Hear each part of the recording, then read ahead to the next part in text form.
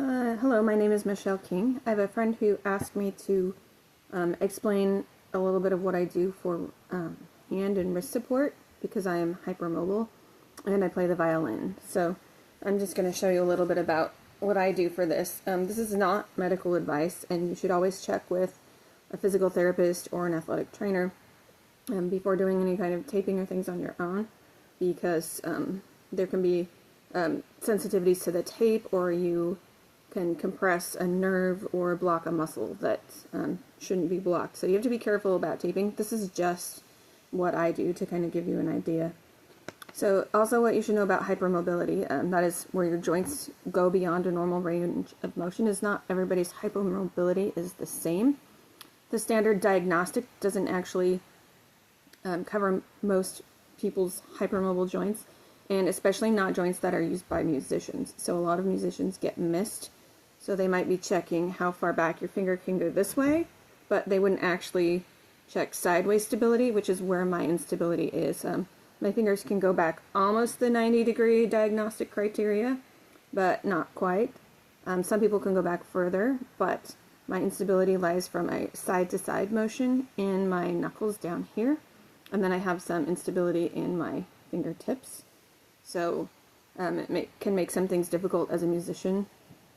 But the main point of stability is actually in my hand arch here. Having a supportive hand arch is incredibly important for a musician in just about anything. And because my hand arches collapse, I need to get things that will give me that kind of support, because otherwise I'll get muscle imbalances that make it even less supported. So this is my left hand, and this is what I do to support my left hand on the violin. The main difficulty for me is having good movement to get a vibrato that works well. So because my wrist is hypermobile and it can extend beyond a normal range of motion in multiple ways, it makes springing back from vibrato very difficult. So in a normal vibrato, you know, your hand is going to move like a pendulum. It's just like knocking or shaking salt. It should be a very easy, balanced movement. But because my wrist goes farther back than most, to swing back from the pendulum, it doesn't actually work because I don't have the ligament and tendon support to allow it to spring back. And so then I'll end up with kind of a circular wobble instead of a straight vibrato. So when I'm looking for stability, I'm trying to get a balanced motion, and that's what you would want to watch for.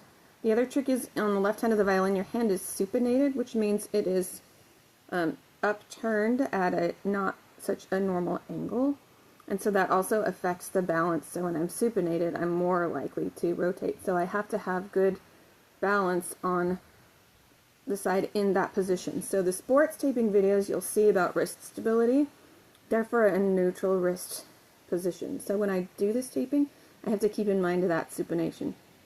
So what I like to do first, I have my pinkies that collapse a lot, and this is really common in violin, where you put your fourth pinky down and it will lock up like this. Even people who are not hypermobile do this, and people try to fix it at the joint, but the main problem with that is usually that their hand arch is actually collapsing and causing that to happen. So if you think of supporting down here in the hand arch, it'll probably help correct that pinky more. But my pinkies, especially my left one, are really, really lax. So I am going to tape that one, and I usually do that first because this goes on the bottom. So I have all my pieces of tape pre-cut. This is a really cheap tape that I don't recommend, that I don't even know where I got it from. It's worth spending money on the higher end tapes like KT tape or rock tape. If you wanted to stay on a while and get wet, you can use swimmer's tape. But note that some people have skin sensitivities to the stickiness of the tape, so watch out for that and don't leave it on too long if that's a problem. And also make sure you're not putting it on too tight. You don't want to cut off any circulation or cause any nerves to be inhibited. The other thing you need to watch out for is it will change your muscle action. And that can be a good thing because you need to retrain and rebalance muscles that are not balanced.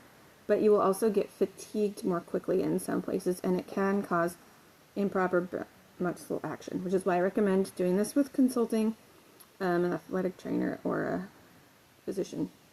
So this is just a skinny strip here that fits along my finger. I cut it so that it would just line up over my joint here, and then it will cross down this bottom MCP joint down past there so that I have the support to allow it to curve instead of stay straight and lock. Mostly for me, this is proprioceptive input, which means it helps me feel where to move. It just gives a little bit of a tug because I have a difficulty with proprioception. I cannot feel where my body's in space.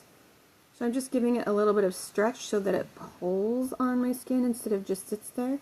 And I'm stretching it all the way down across the joint like this. And then you've got to rub it. Some people rub it with the paper on, or they just hold their hand there, but it kind of melts the glue on a little bit so that it stays. This is a little bit crooked.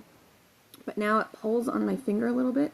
So now my finger has a more tendency to want to curve, but it's pulling right here so that it reminds me I need to move from this joint rather than up here. Other people might just use something like a ring splint to block their pinky joints. This one's too big for this finger to prevent it from bending that way, but that won't support this joint down here. You can also tape in a similar way that mimics these splints, but or you can make them yourself. But sorry, I lost my train of thought, so I'll go on. Okay, so the next thing I want to do is I do need to keep that hand arch supported. So I tend to collapse right here, and I'm going to tape around the back of my hand and put pressure, like on these 2 points in the arch, to keep it rounded and make it feel like it's closing in. Good exercises can be like squeezing Play-Doh or a tennis ball, digging in the garden, swinging from trees, pulling weeds. Gardening is great for your hands. So to use the tape, I just tear off a piece. This is my anchor, and this piece is going to have no stretch. You try not to touch the tape. If you can have someone else put it on for you, sometimes it's easier if they tear it in the middle and stretch it evenly, but since I'm doing it myself, I can't really do that. To measure the stretch, if I tear it in half here, just so you can see how I do it, if you pull it as far as it can go, that would be 100% stretch. Then if you go back halfway, that's a 50% stretch. So you measure percentage of stretch by how far it is compared to pulled all the way tight. So I don't have an exact mathematical recommendation on stretch. On this one, you do not stretch the anchor. So I'm just anchoring it right there at that joint where I want the pressure to go so that it holds there. And then I'm going to stretch it around the back of my hand right below the knuckles. So I didn't measure the stretch. This is just what feels comfortable for me, what I know is going to feel to pull my hand in kind of an arched shape. And then when I get to the other side, I just leave it flat and rub it on like that. So that gives me a little bit more roundness, and you can put a second layer if that's not enough support on my hand here. So now it's keeping my hand curved. Shh, I'm in a video, please leave. Thank you. Sorry. Then the next thing I do is I need to support my thumb joint. So for me, my thumb joint rolls inward when I try to vibrato. No matter what I do, it will just kind of collapse and roll to the opposite side that most people's thumb is when they vibrato. And it really is a problem for me. So I'm going to support my hand so that I can do that a little bit more easily. So again, I'm going to tear off the anchor. And I place it below this where my hand arch goes. You can see if you kind of move this, there's a little muscle there, and I'm just going to put it on the belly of this so that I can pull around that and support that movement. This is where you want to move your thumb from, not up here. A lot of people try to do this, and when they tap their thumb, they tap from the tip. But you actually want to be using this strong, supportive hand arch muscle down there, whether you're hypermobile or not. So I'm going to seal my anchor down below here, and then I will stretch it around this thumb joint. I will bend and fold the paper like this so that I can hold the paper still and stretch it around. Then I stretch it around the base of my thumb. Kind of, if I tap with my thumb, I can feel the angle that it's going to move against. You want it to be like 90 degrees to that, so it gives me some support in that movement. And I'll keep it stretched all the way until I come around to the back of my hand. And then when it feels good and tight, oop, I got a little fold in there. Then I let the rest of that just sit unstretched and seal that down on my hand. A lot of times I like to put 2 of those there because I really do need a lot of support in my thumb. So if you do 2 of them, you can get more support. There are other ways to take this, but this is just the most convenient way for me.